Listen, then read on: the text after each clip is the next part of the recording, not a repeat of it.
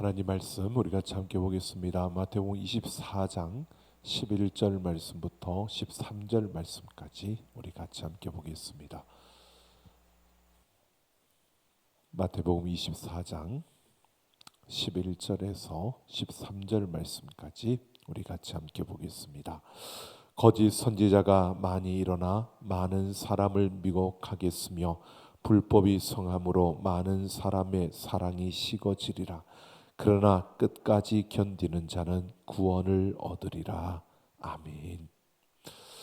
이 자리에 계신 여러분 모두를 사랑하고 축복합니다. 우리와 사랑하고 인사하겠습니다. 사랑합니다. 축복합니다.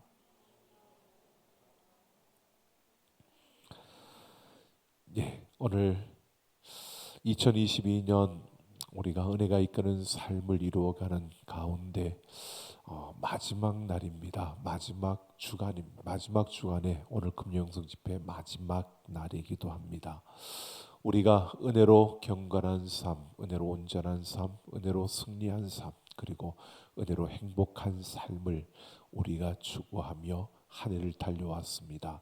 오늘 은혜로 행복한 삶 가운데 마지막 누림의 행복의 마지막 시간으로 하나님께 붙어라 라고 하는 제목으로 우리가 함께 말씀을 나누려고 합니다. 여러분, 우리가 살아가는 이 세상 한 치 앞도 알 수 없는 그러한 세상이고요. 우리가 이렇게 연말을 맞이하고 또 새해를 계획하며 나아가지만 시시각각 요동치는 세상에서 참 많은 일들이 일어납니다. 여러분, 우리 주변에 크고 작은 일들로 인하여 아픔을 당하고 또 정말 생각지 못했던 일들로 인하여 슬픔을 당한 이들이 있습니다. 이런 일들이 우리 앞에 끊임없이 일어나며 예측할 수 없는 일들로 인하여 우리는 이렇게 저렇게 흔들리는 그러한 인생을 살아가는 것을 보게 됩니다. 여러분, 그뿐만이 아니라 역사적으로 보면 세상이 어렵고 흔들릴 때 그것을 이용해서 가짜가, 사이비가, 이단들이 일어나는 것을 보게 됩니다. 믿는 이들을 유혹하고 또 세상의 수많은 그 걸음들 속에 바르게 걸어가는 이들을 흔들어 버리는 이러한 세상의 모습을 보게 됩니다. 여러분, 이런 세상 속에서 우리가 주님 다시 오시는 그날까지 정말 하나님 안에서 그 평안을 누리며 행복한 삶을 살아가려면 우리는 어떻게 해야 할 것인가 라는 것을 우리가 한번 생각해 보려고 합니다. 여러분, 마태복음 24장을 보는데 23장을 보면 예수님께서 성전 안에서 화 있을진저 서기관과 바리새인들이여 라고 하며 그들을 책망하며 그들에게 많은 독소를 퍼부었습니다. 독사의 자식들이라고 외치며 그들의 그 잘못된 부분을 아주 신랄하게 주님께서 책망하시듯 그렇게 그들에게 선포하셨습니다. 그리고 제자들과 함께 성전을 걸어 나오면서 성전에 대해서 잘못된 이해를 하고 있던 그 유대인들을 안타까워하시면서 눈물을 흘리시는 겁니다. 그렇게 제자들과 함께 나오며 그 성전에 대한 잘못된 이해를 갖고 있는 유대인들을 생각하고 그들을 보며 눈물을 흘리시던 예수님이 오늘 24장 1절을 보면 성전에서 나와서 가실 때에 제자들이 성전 건물을 가리켜 보이려고 나오니라고 말합니다. 그러니까 지금 예수님이 성전 안에서 그 서기관과 바리새인들, 그 성전에서 높은 자리에 있던 그들을 향하여 독소를 퍼붓고 나오며 그 성전에 대해서 잘못 알고 있는 유대인들을 보며 눈물까지 흘리셨습니다. 그런 예수님을 따라오던 제자들이 지금 성전을 나오면서 건물들을 가리켜 보이려고 나왔다라고 합니다. 지금 예수님이 성전을 자랑스러워하고 성전에 그 묶인 유대인들, 그들을 안타까워하면서 그 아쉬움을 안고 눈물을 흘리며 그렇게 나오고 있는데, 뒤따라 나오는, 함께 나오는 그 제자들은 성전을 두리번거리면서 감탄을 자아내고 있다는 겁니다. 탄성을 지르는 겁니다. 지금 제자들은 그 당시에 지어지는 이 헤롯 성전, 그 위용에 감탄을 하고 있는 겁니다. 그 멋진 모습에 그들의 입을 다물지 못하고 탄성을 지르고 있는 겁니다.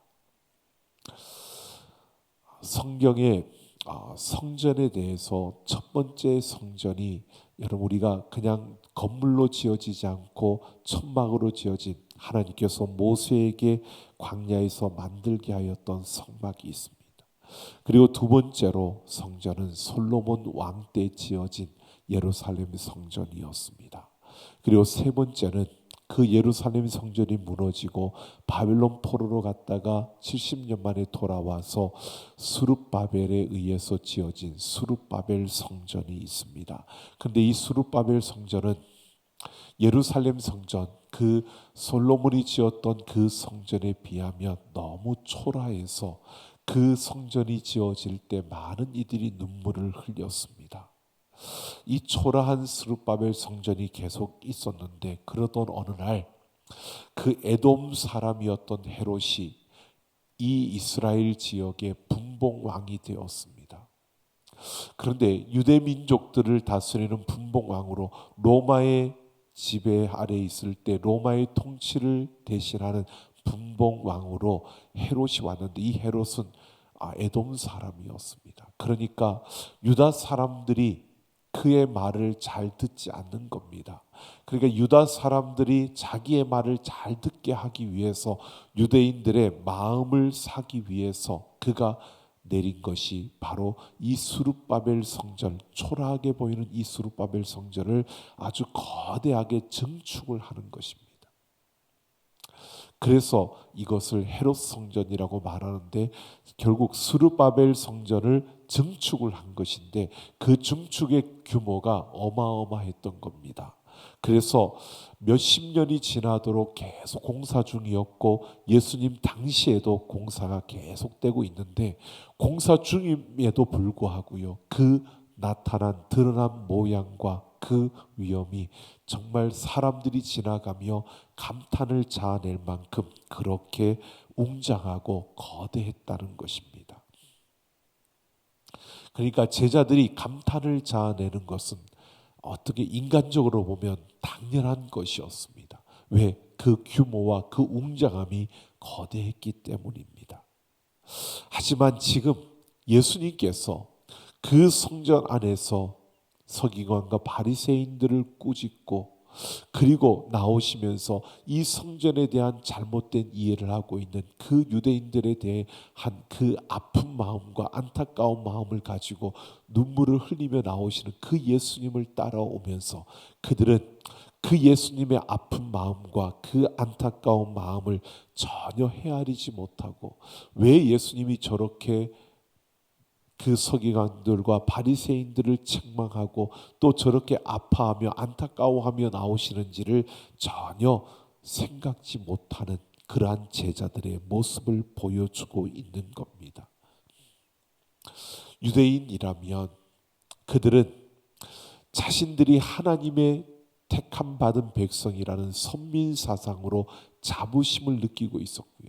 그렇기 때문에 우리에게는 하나님 앞에 드려지는 하나님을 위한 성전이 있다는 것이 그들에게는 큰 자랑이었습니다. 제자들 역시 유대인이었기 때문에 바로 그런 자랑, 이 성전에 대한 그 자부심이 그들에게도 컸던 것입니다. 그러다 보니까 예수님께서 성전을 자랑하지 말라며 그 안에 거하는 하나님의 말씀을 묵상하고 하나님과 교제하는 것이 중요하다라고 그렇게 가르치셨는데도 불구하고요, 이 제자들은 예수님의 그런 가르침에 전혀 관심이 없었던 겁니다. 예수님의 그런 아파하는 마음에 예수님 무엇을 말씀하시는지 이들도 관심이 없었습니다. 그저 눈에 보이는 그 장엄함, 그 거대함 앞에 그들은 그저 감탄을 자아내며 와 정말 대단하다, 와 정말 멋있다 이러고만 있는 그들의 모습을 보여주고 있는 것입니다. 그러는 가운데 2절을 보면 이런 제자들에게 예수님께서 말씀하십니다.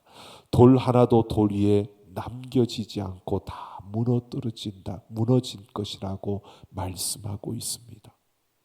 이것은 너희가 보고 그렇게 감탄하고 있는 지금 이 성전이 언젠가는 돌 위에 돌 하나도 남지 않고 다 폐허가 되고 무너지게 된다는 것을 말씀합니다. 그러니까 이 말씀은 예수님이 상징적으로 말씀하고 있는 겁니다. 성전이 무너진다는 것이 아니라 마지막 때가 되면 건물이나 사람들이 의지하는 그 형식적인 것이 의미가 없어진다는 겁니다. 그러니까 지금 그들이 눈으로 보여지고 또 이 세상에서 가치 있다, 정말 멋있다, 정말 거대하다, 장엄하다라고 하는 그 모든 것들이 마지막 그날이 되면 아무런 의미가 없어진다는 겁니다. 그러니 눈에 보이는 그 성전을 의지하지 말라는 것입니다.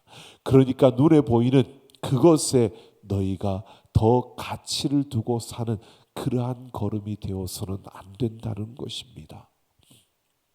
그런데 제자들은 이 예수님의 말씀을 못 알아들은 것입니다. 그러니까 이 예수님의 말씀에 충격을 받았습니다. 왜냐하면 성전이 파괴되면 그들은 세상에 종말이 온다고 믿었기 때문입니다. 유대인들은 성전이 파괴되면 세상에 종말이 온다고 그렇게 생각했습니다. 성전에 대한 자부심이 강했던 유대인들, 그 제자들 역시 그러한 자부심이 강했던 자들인데 이것이 파괴될 것이라는 예수님의 그 말씀은 세상에 종말이 온다는 것으로 그렇게 그들에게는 들렸던 것입니다. 그러면서 성전이 흔적도 없이 사라질 것이라는 이 예수님의 말씀에 그들이 충격을 받았습니다. 그리고 이 제자들이 예수님께 조심스럽게 묻는 겁니다. 어느 때에 이런 일이 있겠사오며 또 주의 일하심과 세상 끝에는 무슨 징조가 있겠습니까? 언제 그 종말이 오는 겁니까? 그 종말이 올 때 나타나는 그 징조가 무엇입니까? 어떻게 우리가 종말이 왔다고 알 수 있습니까? 라고 묻는 겁니다. 그 때와 징조를 가르쳐 달라는 것입니다. 이에 대해서 4절부터 예수님이 대답을 하시는데요. 미혹받지 않도록 주의하라 라고 하시면서 세 가지의 징조를 말씀하십니다. 그런데 분명히 제자들은 궁금해하는 것이 뭐냐 하면 종말이 언제 오느냐는 겁니다. 징조를 가르쳐 달라는 것도 어떻게 알 수 있습니까? 라는 것도 그들이 궁금한 것은 결국 날짜입니다. 언제 그날이 오냐는 겁니다. 근데 예수님은 끝까지 언제 그 종말이 온다고 말씀하지 않습니다. 그리고 징조를 말씀하시는데 예수님은 언제라는 주제보다는 왜라는 주제에 초점을 맞추고 제자들에게 말씀하고 있습니다. 그러니까 언제가 중요한 것이 아니라 왜가 중요하다는 겁니다. 바로 언제 그날이 일어날 것인가 중요한 게 아니라 그날이 우리에게 일어난다는 것이 중요하다는 것입니다. 그날이 우리에게 온다는 사실이 중요하다는 겁니다. 그래서 그 때에 대해서 말하는 것이 아니라 그 징조에 대해서 말씀하고 있습니다. 예수님이 세 가지 징조를 말씀하시는데 그 첫 번째 징조는 가짜 메시아 가짜 구원자들이 급격하게 나타난다는 것입니다. 그들이 현란한 말로 사람들의 마음과 그 영혼을 유혹하고 저마다 절망적인 미래를 예고하면서 사람들에게 큰 두려움을 심어준다는 것입니다. 그러니까 메시아 예수님은 한 분인데 종말의 때가 되면 저마다 자신이 재림의 예수라고 그렇게 말하는 이들이 많아진다는 겁니다. 여러분, 지금 우리가 살고 있는 이 시대에 많은 이들이 내가 재림 예수다라고 말하는 이들이 참 많습니다. 이단들이 참 많습니다. 그런데 거기에 많은 이들이 유혹되고 미혹되고 넘어갑니다. 그렇게 사람들의 마음과 영혼을 미혹하기 위해서 이 세상에 나타나서 내가 재림 예수다라고 그렇게 외치는 자들이 많아지는, 이것이 마지막 때가 되어질 징조라는 겁니다. 그리고 두 번째 종말의 징조는 민족과 민족이, 나라와 나라가 대적하여 일어나 전쟁이 끊이지 않고 곳곳에 기근과 재난과 자연의 기상이변이 일어날 것이라고 말합니다. 그리고 세 번째 종말의 징조는 핍박과 실족하는 이들이 교회를 떠나게 된다는 것입니다. 그러니까 핍박이 주어지고 그 핍박으로 인하여 수많은 크리스찬들이 그 신앙을 잃어버리는 그러한 순간이 주어진다는 겁니다. 이러한 징조들이 종말의 징조라고 말하고 있습니다. 예수님 말씀하시는 이 세 가지의 징조들, 이것이 바로 지금 우리 주변에서, 지금 우리 시대 가운데 일어나고 있는 일들입니다. 이것은 언제 종말이 오느냐 그걸 말하는 게 아니라 우리의 종말이 가까이 오고 있고 종말이 반드시 우리에게 오고 온다는 사실을 분명히 말해주고 있다는 것입니다. 오늘 이러한 징조들을 보면서 종말이 오고 있다는 생각으로 하루하루를 살아가야 한다는 것을 우리가 기억해야 합니다. 우리는 제자들처럼 그냥 눈에 보여지는 것, 세상에 있는 것들에 우리의 마음을 빼앗겨 그것 때문에 정신없이 그냥 달려가는 것이 아니라 오늘 이 시대 속에서 그 마지막 날이 우리에게 다가오고 있다는 사실을 기억하며 오늘을 살아가는 우리의 걸음이 되어져야 하는 것입니다. 그래서 예수님은 그때가 언제인지는 모르지만 종말의 징조가 나타난 오늘 우리는 어떻게 살아야 하는지를 우리에게 가르쳐 주고 있습니다. 오늘 13절을 보면 그러나 끝까지 견디는 자는 구원을 얻으리라 라고 말하고요.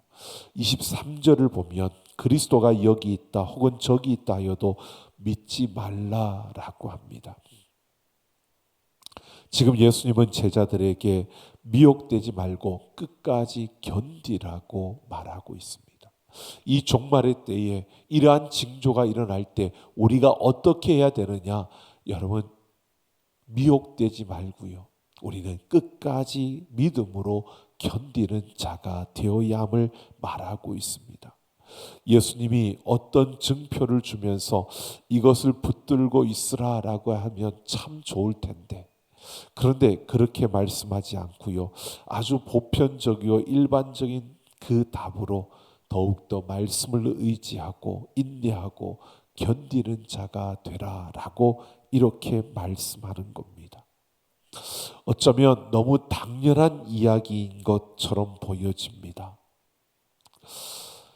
하지만 다른 것 보지 말고 말씀으로 참고 견디고 버티라고 말하고 있는 겁니다.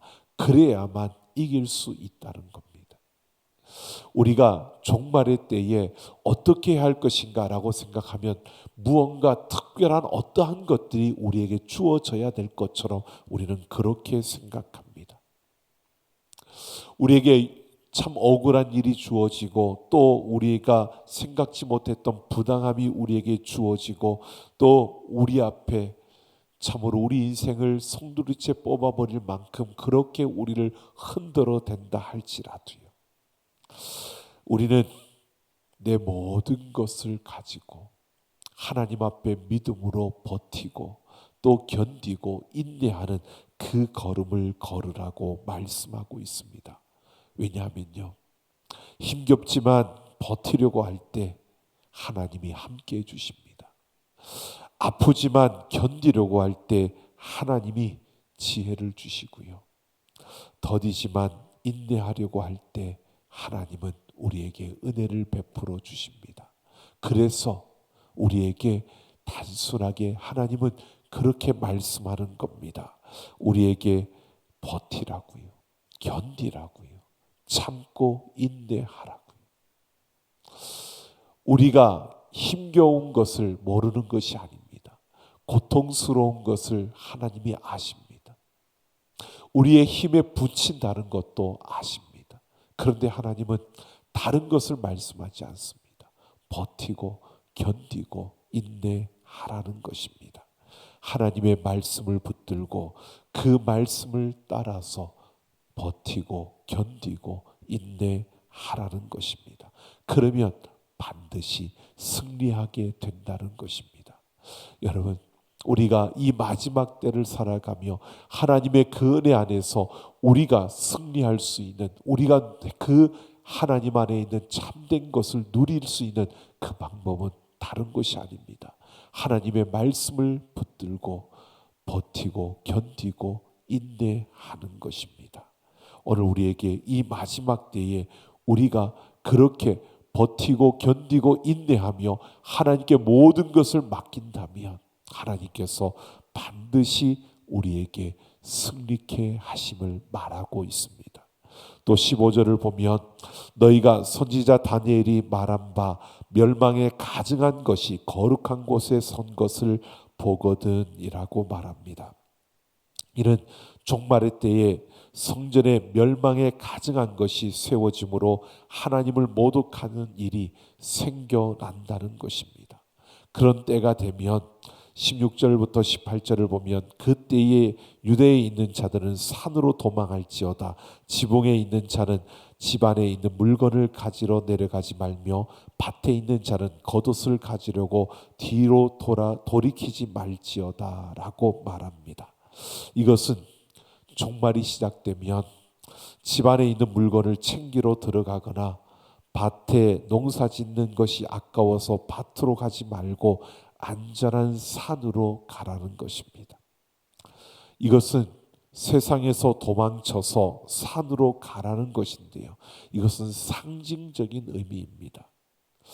그런데 이것을 문자적으로 해석해서 이단들은 종말의 때에는 세상도 가족도 등지라고 했다고 모든 재산을 팔아서 자기들한테 오라고 그래서 산속에다가 어떤 터전을 만들어 놓고 그렇게 그곳으로 다 끌어모으는 그러한 이단들이 있었습니다. 잘못된 것입니다. 도망쳐서 산으로 가라는 것은 더 이상 세상에 미련을 두지 말라는 의미입니다. 세상의 마지막 때가 되어 마지막 때가 되는 그때에 우리가 세상에 미련을 두고 세상에 매이고 묶여 살지 말라는 것입니다. 세상에 매이는 것이 아니라 우리는 하나님께 피하라는 것입니다. 세상에 미련을 두지 말고 그 하나님을 붙들라는 것입니다. 세상의 것에 집착하지 말고 하나님께 집중하라는 것입니다. 세상의 것을 붙들려고 그렇게 달려가는 것이 아니라 하나님을 붙들고 살아가라는 것을 말하고 있는 것입니다. 종말의 때에 하나님께 소망을 두고 살아야 한다는 것을 말하는 겁니다. 지금 예수님께서 우리에게 이렇게 말씀하십니다. 마지막 때에 우리가 어떻게 해야 그 하나님 안에서 승리를 이루고 우리가 이 세상에 있지만 그 영원한 생명을 가지고 살아갈 수 있느냐? 하나님의 말씀을 붙들고 버티고 견디고 인내하라는 겁니다. 그리고 그 하나님 안에서 세상의 것에 우리가 집착하지 말고 그 하나님께 집중하며 그 하나님께 소망을 두고 달려가라는 것입니다. 복음을 아무리 가로막아도요, 복음을 아무리 해방하고 아무리 박해한다 할지라도 이 복음은 온 세계로 퍼져가고 있습니다. 이 복음은 그 누구도 막을 수가 없습니다. 아무리 사람들이 세상의 왕인 것처럼 그렇게 행세하고 또 그들의 힘으로 그리스도인들을 핍박하고 복음을 가로막으려고 해도요, 결국 복음은 온 세상에 전파될 것이고 그 복음은 하나님의 그 구원의 역사를 이루며 이 땅에 영원한 그 나라를 이루어 줄 것입니다. 오늘 우리는 이 마지막 종말의 징조가 나타나는 때에 우리가 살아가고 있습니다. 여러분, 무엇보다 하나님의 말씀을 붙들고 버티고 견디고 인내하십시오. 또 우리가 걷는 그 걸음 속에서 세상의 것에 우리가 집착하고 그 세상의 것에 소망을 두는 것이 아니라 하나님께 붙어 있어야 합니다. 그 하나님께 소망을 두고 그 하나님을 붙들고 달려가는 우리의 걸음을 걸을 때에 우리는 반드시 승리하게 되는 것입니다.